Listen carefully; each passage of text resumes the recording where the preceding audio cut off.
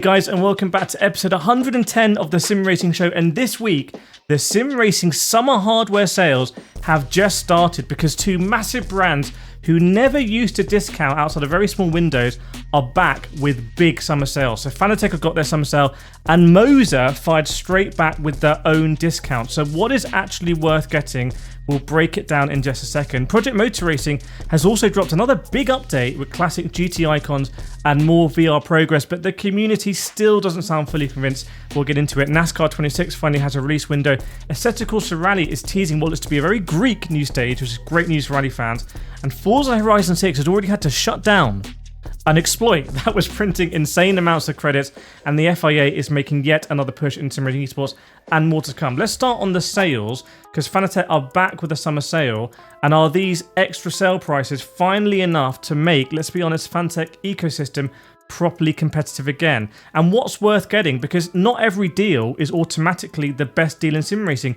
You need to compare these bundles properly, especially against the kings in this price range and this area, like Logitech RS50 and the Thrustmaster T598, both on PlayStation. But Fanatec are clearly trying to remove one of the big criticisms people had, that the hardware was good, but the pricing was like out of kilter with the competition, especially the likes of Moza. And this Fanatec summer sale feels much more aggressive. Firstly, the fact that they're doing it, and also when you compare the prices to where they were months ago. So now you've got sale prices, 3-year warranty, plus full force rolling out to more bases. But on full force, massive asterisks. There are big concerns that the latest firmware isn't working as intended. I would really hold off updating that firmware. Fanatec need to give some much more clarity on that. But let's talk about some of the sale prices. I picked out what I think are the best discounts. I haven't included the stuff that's just got a percentage discount, but it's not actually a good deal.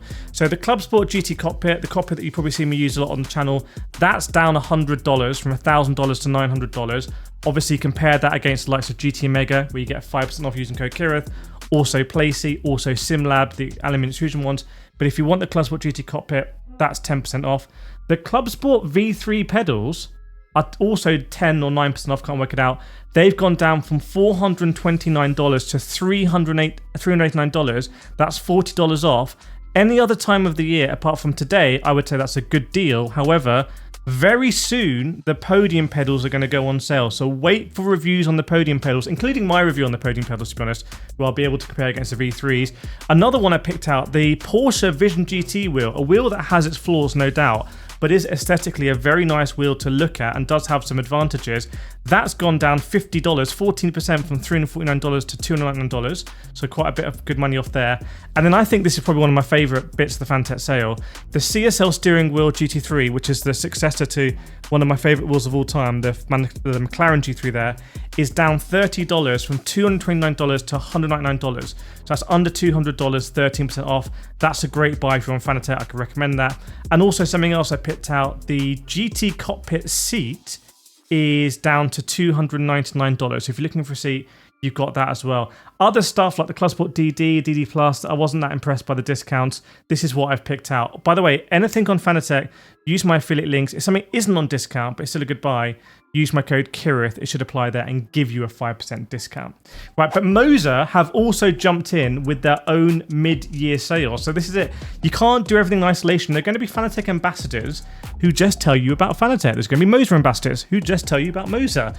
But here on the Sim Racing Show, I tell you about everything. So again, I've picked out the best discounts I think there are on Moza. As always, please do use my affiliate link. It does help me out. But massive deal here. This is probably better than anything Fanatec have to offer for this price range. The R9 V3 base, the KS rim, which I really like, which is, you can't see it, but it's on the wall here, and also the SRP2, the new SRP2 load cell pedals, as a bundle, is down from $707 to $559. That's 21% off a total discount of $148. That is very good value for $559, not PlayStation compatible though. The R9 V3 base, by the way, has gone down from $349 to $299. It often goes down to $299, but I think $299 is a great deal for that base. That's $50 off. The R12 V2, by the way, has gone down from $469 to $399. That's $70 off. That makes the R12 a little bit of a better proposition above the R9, because I always kind of question, is it worth getting the R12 for that much more money? But now the money's gone down on it. The mBooster pedals are $40 off, so if you're looking to get the Moza active pedal, that's off. And then I spotted some insane refurbished deals that you're going to want to check, because if they're in stock, that's great. Obviously, they're refurbished, and mileage may vary. They're also going in and out of stock. But the R3 Racing Bundle for PC, getting a 3.9 Nm direct drive base, the ESX rim, which is a great rim, or the ES rim, sorry, not the Xbox One, and the SRP light pedals, which I don't really rate, but they're pedals at this price point, is now $199, under $200 for that. The version on Xbox and PC, so that comes with the ESX rim, $239.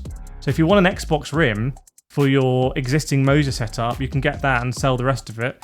The R5 Racing Bundle is now $279 from $399, down $120. And there's a refurbished KS GT wheel that's down from $229. Remember, that's the same price as the normal price of the Fanatec CSL GT3.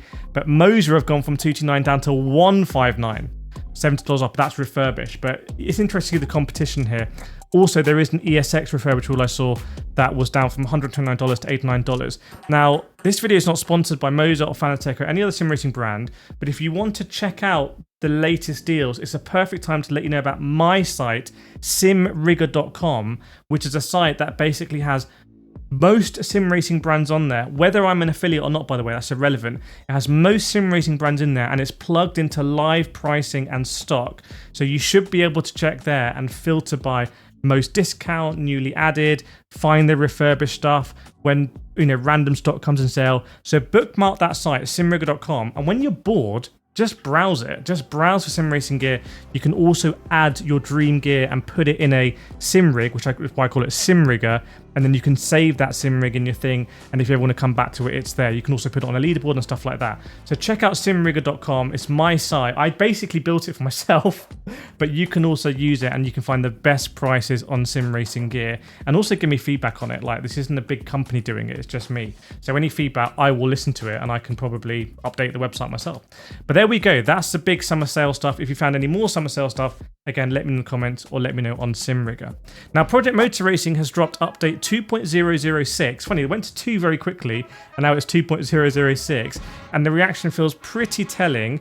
People like the cars, people are interested in VR, but a lot of sim racers think this isn't the big turnaround moment yet. The GT Icons pack, by the way, is now available, bringing 9 classic sports cars from the late 60s and early 70s. And this is the part that people still give Project Motor Racing credit for, because there is good taste to the car selection. And Project Motor Racing's always actually had good taste in the car selection, if you think about it.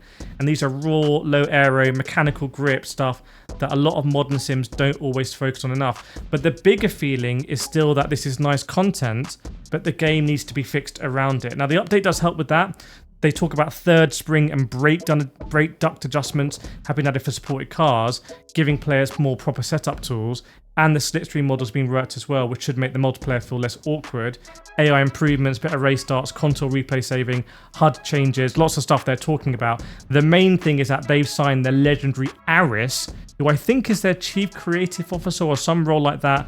And I'm actually going to, if you want me to, do an interview with Aris so I can ask him your questions, unfiltered, raw. You know what it's like when I do interviews. So if you've got any questions for Aris, let me know and I'll try and arrange that interview. But yeah, Project Motor Racing, going to be a long haul for them. Right, we've finally got a clearer window for NASCAR 26 because iRacing Studios' second officially licensed NASCAR game is now set for a September launch. This one has Kyle Larson on the cover, 2-time Cup Series champion, and probably one of the most versatile racing drivers on the planet right now. If you think what he does in IndyCar and doing the double and all that kind of stuff, or trying to do the double. The game is coming to PC, PS5, Xbox Series X and X, so it's staying on the same core platforms. What we don't know is whether there'll be physical box console versions, because the previous game was digital only, so that gives an indication of how big the game is going to be, like from like how much of an impact it's going to make. And the release date is still just September. But the interesting thing is that iRacing is still clearly continuing to build out their official NASCAR plan, and the question is whether NASCAR 26 can take a proper step forward from the first one.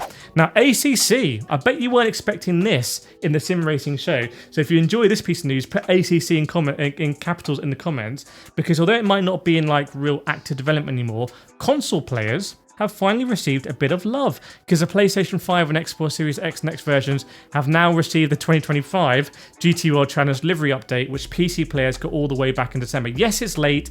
Yes, it's not 2025 anymore, but it adds 95 liveries across GT World Challenge Europe and America, including the Verstappen.com Ferrari 296 GT3 driven by Vermeulen and Chris Lullum, which is obviously going to stand out for sim racing fans, and is probably going to become one of those iconic cars that you get a collector's model of in a few years or decades time. So that's really, really cool from like a game preservation, updating the game standpoint.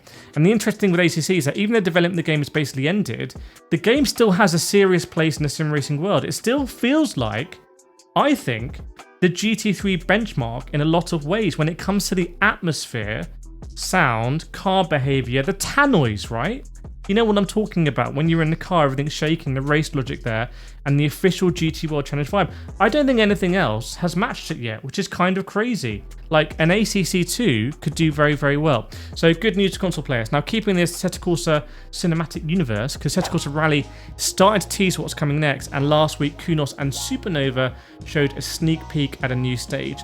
The game's version 0.5 update is still scheduled for the end of June, but right now we don't have the full content list. What we do have is a look at a wireframe model for a new gravel test, and immediately people start trying to work out where it could be based, and it looks very Greek.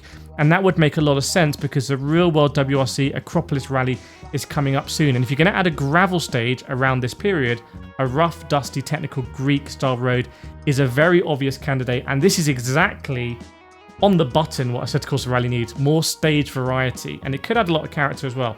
Now, Forza Horizon 6, I've been doing a ton of content on the channel, really enjoying the game. In a bit of trouble because an exploit in Eliminator mode is really, I don't think it's a very good mode, to be honest. Almost ruined Forza Horizon 5 when it came to the map. Allowed a small number of players to generate nearly 1 billion credits very quickly. And to Playground's credit, they reacted very quickly also. Eliminator was taken offline while they investigated the issue, which is exactly what you need to do when an exploit starts, pumping that much money into the game. Now, players who used it are now having their balances roll back to 10 million credits, which is still a lot, but it's obviously nowhere near the billion credit madness some accounts are sitting on. And as an apology for downtime, Playground are giving every player a 2021 McLaren Sabre. So a nice gesture there, I think well managed, and maybe other games would just let everyone have $1 billion, but maybe that'll mess up the economy.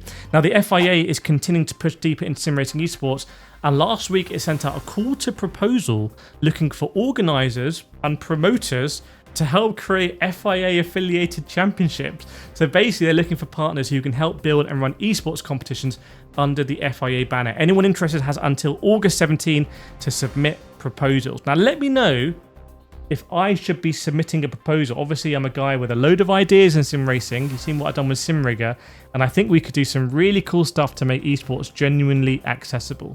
So let me know in the comments, and I'll see you in the next. In fact, make sure to follow me on Spotify, Instagram, Twitter, TikTok, and Facebook.